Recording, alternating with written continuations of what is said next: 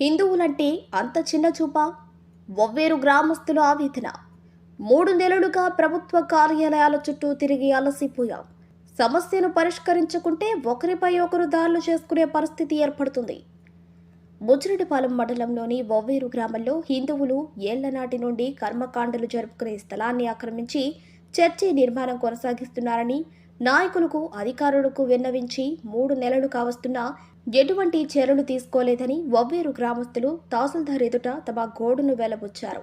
గ్రామంలో ఏదైనా అశుభాలు జరిగితే హిందువులు కర్మకాండలు జరుపుకునేందుకు స్థలం లేకుండా చేశారని అన్నారు.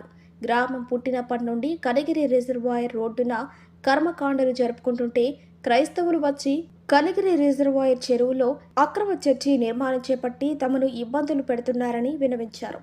చర్చి నిర్మాణ పనులు ఆపమని అడిగితే తమపై దుర్భాషలాడుతున్నారని తెలిపారు.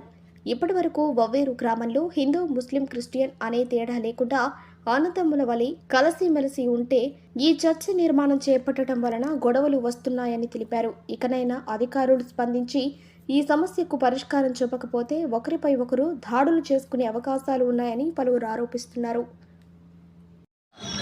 హిందువుల్ని తొక్కేస్తుండ్రే కానీ వీళ్ళు ఎందుకు ఇట్లా మాట్లాడుతున్నారు? ఎవరు ఆస్తులు అడగల. వాళ్ళు పురాతన కాలం నుంచి అక్కడ కర్మకాండాలు జరుపుకునే స్థలాన్ని దానికోసం పోరాడుతున్నా కూడా అధికారులు స్పందించకపోగా 3 నెలల నుంచి తిరిగి అలసిపోయారు. ఇంకా లాస్ట్కి ఇది కూడా కాదు, లాస్ట్ ఇదే రోజు ఇంకా లేదంటే మేము కోర్టు దాకా వెళ్తామనే ఆలోచన నేను దాకా వచ్చారు. ఇప్పుడు ఎంఆర్ఓ గారు ఏం చెప్పారంటే ఇంకా 2 రోజులు టైం అయింది, 2 రోజుల్లో దాన్ని పరిష్కరిస్తాం. ఆ శ్రావణ్ కుమార్ ఉన్న రాష్ట్రాన్ని ఆక్రమించుకోపోగా పైగా ఏమంటున్నాడు, ఈ స్థలాన్ని నేను మీకు గతి లేకపోతే మీకు ఇచ్చాను అంటున్నాడు. వాళ్ళ ఆయన ఎప్పుడో వేరే ఊరు నుంచి ఈ ఊరికి వస్తే ఆయన వీళ్ళకి ప్రసాదం చేశాడంట ఆ స్థలాన్ని.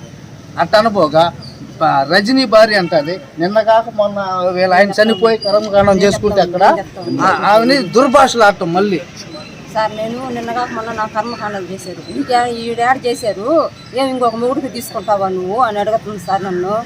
అది ఏమన్నా న్యాయమేనా? అందరు ఆడవాళ్ళకి నన్ను ఒక్కదాన్ని అడిగింది, అందరు ఆడవాళ్ళని అట్టే అడుగుతారా? అది మటుకు మీరు గట్టిగా చేయాలి సార్.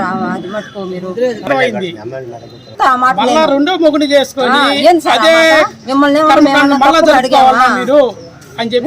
అడగలేదు కదా, ఆ మాట అడిగింది సార్. కానీ కులమతాలు లేకొని క్రైస్తవులు హిందువుల్ని తొక్కేస్తున్నారు. పురాతన కాలం నుంచి పెద్దవాళ్ళ కాలం నుంచి కూడా ఆ రోడ్డు అనేది మాకు సాంప్రదాయంగా వచ్చింది. ఆ సాంప్రదాయాన్ని ఈరోజు మేము వదులుకోవాల్సి వస్తుందంటే మేము కొట్లాటకు పోతా ఉన్నాం. 3 నెలల నుంచి పోరాడుతున్నాం కదా. కానీ ఈ అధికారులు కానీ పెద్ద నాయకులు కానీ ఎవరు మాకు న్యాయం చేయమని మేము అడుగుతున్నాం. ఎమ్మెల్యేకి చెప్పాం, కలెక్టర్కి చెప్పాం, ఎంఆర్ఓ చెప్పాం. 3 నెలల నుంచి తిరుగుతున్నాం కానీ మాకు న్యాయం జరగాల. వాళ్ళు అసలు ఎలా మాట్లాడుతున్నారంటే మేము లోకంలో తిరిగేటట్టు లేకుండా అసభ్యంగా మాట్లాడుతున్నారు. మా స్థలం మనం అడుగుతున్నాం అంతే. మా పాత రోడ్డు ఇండి, మీ ఆస్తులు మాకొద్దు, మీ చర్చి వాళ్ళు మాకొద్దు, మాకేమొద్దు, మా పాత రోడ్డు మాకు ఇవ్వండి అని అడుగుతున్నాం. మీకు ఎంత ఆస్తులు చాలటం లేదా? కర్మకాండాలు చేసుకునే స్థలం మీకు కావాల్సి వచ్చిందా? అదే కావాలా మీకు? శ్రావణ్ కుమారు, రజని, ఎంగడ్రోనయ్య వీళ్ళు 3 బంధులో ఆ ఇళ్ల సందు మధ్యలో ఉంది మా రోడ్డు. ఆ రోడ్డుని వాళ్ళు ఆక్రమించి వాళ్ళు గోడగట్టారు. మేము 3 నెలల నుంచి పోరాడుతున్నాం. మాకు న్యాయం చేయమని ప్రతి ఒక్కరిని అడుగుతున్నాం. హిందువులు అంటే అంత చులకనా? హిందువుల్ని తొక్కేస్తున్నారు. క్రైస్తవులు అంటున్నారు. క్రైస్తవులైనా దేవుడే కాదల్లా, కానీ హిందువులను తొక్కమని చెప్పి ఎవరు ఇచ్చారు వాళ్ళకి అధికారం? మాకు న్యాయం చేయమని మేము ఇదే అడుగుతున్నాం.